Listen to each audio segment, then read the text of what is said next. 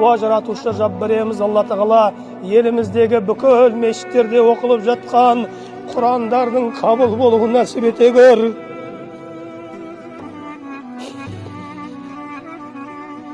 Алла Тағала хатым Құрандарымызды қабыл ете көр. Алла Тағала қасиетті Құранның нұрымен отанымызды нұрландыра көр. Алла Тағала жүректерімізді нұрландыра көр. Әр мұсылманның шаңырақтарын нұрландыра көр. Қиямет күні алдыңа барғанымызда жүзіміз жарық болуын Алла Тағала өзің нәсіп ете көр. О Раббым, бүкіл халқымыздың өзіңнің разылығың үшін ұстаған оразаларымызды, оқыған намаздарымызды, берген садақаларымызды өзің қабыл ете көр.